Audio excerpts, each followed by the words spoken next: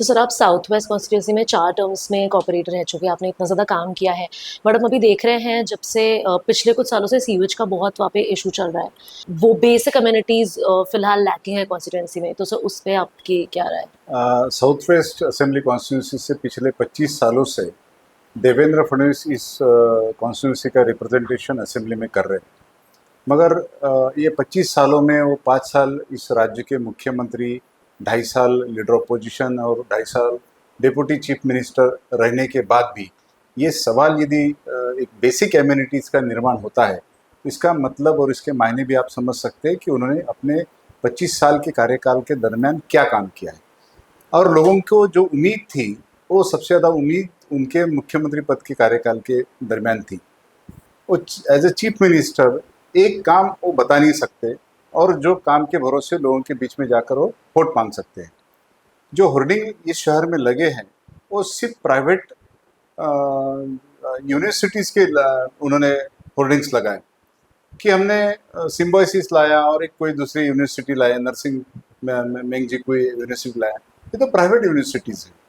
ये फुटा लेक का सौंदर्यीकरण की बात कर रहे हैं। फुटा लेक का सौंदर्यीकरण हुआ या विद्रुपीकरण हुआ, ये सारे शहर की जनता जानती है।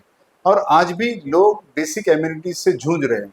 उनके कॉन्स्टिट्यूंसी का जो डागा लेआउट और ये जो कॉरपोरेशन कॉलोनी और वर्मा लेआउट, ये जो परिसर आप देखेंगे, तो थोड़े से और छोटे से बारिश से पूरा वहाँ पर लोगों के घर में पानी घुसता है। और सीवर का तो इतना बड़ी दिक्कत है कि उसके ऊपर कुछ भी उन्होंने कार्यक्रम नहीं किया, कुछ भी नियोजन नहीं किया। सिटी डेवलपमेंट प्लान का इम्प्लीमेंटेशन इनके 10 साल के कार्यकाल में कितना हुआ है, उसके बारे में वो कुछ नहीं बोलते। इस शहर के युवाओं के रोजगार के बारे में कुछ नहीं बोलते, इस शहर की आरोग्य सुविधा के बारे में कुछ नहीं बोलते। ये सारे प्रश्न यदि आज भी उनके 25 साल के रिप्रेजेंटेशन के बाद यदि प्रलंबित है, तो मुझे लगता है कि वो पूरी तरह से लोगों को न्याय दिलाने में नाकामयाब रहे हैं। सर जैसे आपने अभी फुटाला लेक की बात की, वैसे ही अभी अंबाजरी गार्डन पिछले 5 सालों से जो बंद है, वहाँ पे recently laser and multimedia show का इनॉग्रेशन किया गया है। 22 सीआर का प्रोजेक्ट है, बट अभी भी वो पब्लिक के लिए खोला नहीं है।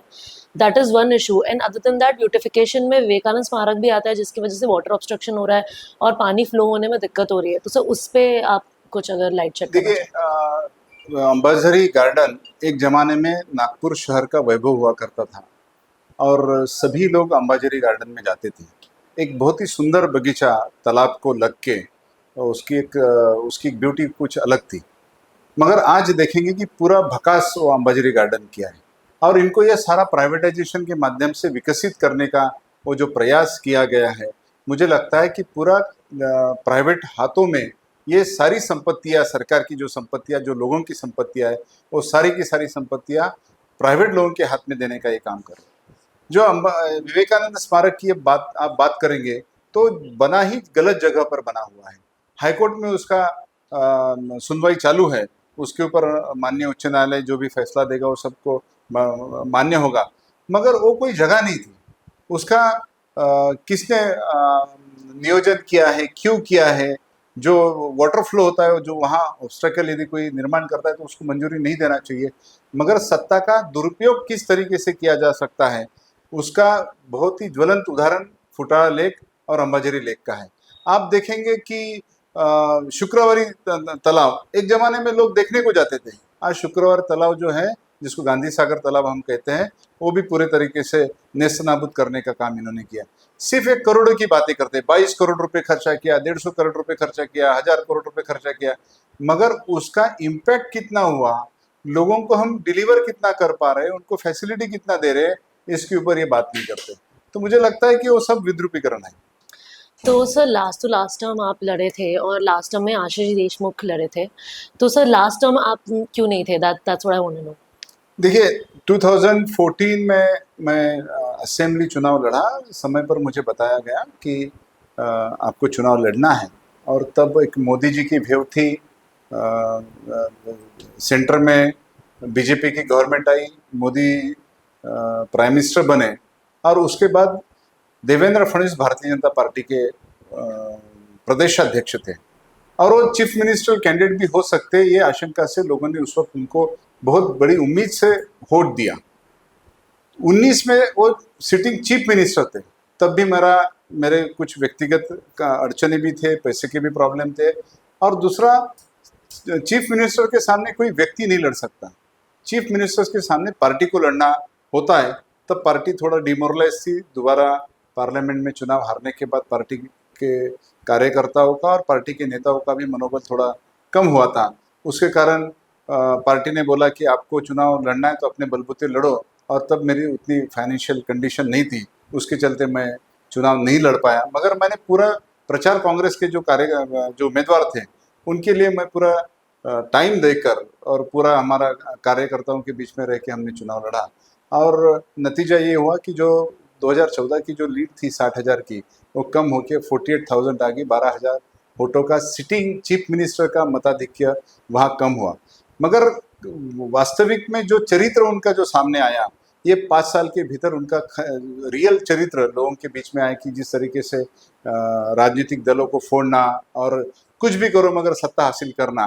सर जैसे आपने अभी डिमोरलाइज होने की बात की पार्टी की, जैसे हम ये काफ़ी Congress is infamous for infighting, तो सर क्या वो एक रीज़न है डिमोरलाइजेशन से फील करने का कि नहीं, उसमें ज़्यादातर मेरे व्यक्तिगत कारण भी थे कि मेरा थोड़े परेशानी थी, थोड़ा कौटुंबिक अड़चने भी थी।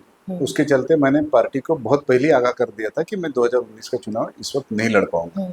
पार्टी ने मुझे और 2 ऑप्शन भी दिए थे, 2 अलग अलग कॉन्स्टिट्यूंसी से भी मुझे टिकट ऑफर किया था। तब बाला साहब थोराट साहब प्रदेश कांग्रेस कमेटी के अध्यक्ष थे, उन्होंने दूसरी जगह की भी मुझे ऑफर दी थी, मगर मेरी व्यक्तिगत अड़चन के कारण मैं उसको चुनाव नहीं लड़ा था। तो सर कांग्रेस सीएम की सीट अनाउंस नहीं करता है, तो do you think that is a reason कि लोग कांग्रेस को बीजेपी जितना सीरियसली नहीं ले पा रहे हैं? नहीं, कांग्रेस कॉन्स्टिट्यूशन को मानती है। कॉन्स्टिट्यूशन में ऐसी कोई प्रोविज़न नहीं है कि असेंबली चुनाव के पहले चीफ मिनिस्टर कैंडिडेट डिक्लेयर करे।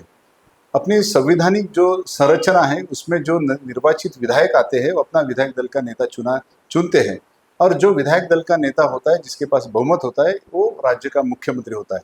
इसलिए भारतीय जनता पार्टी जो चीफ मिनिस्टर कैंडिडेट पहले से जो प्रोजेक्ट करने की कोशिश करती है वो पूरी तरीके से असंवैधानिक है, जिसको कायदेशीर और संविधान का कोई आधार नहीं।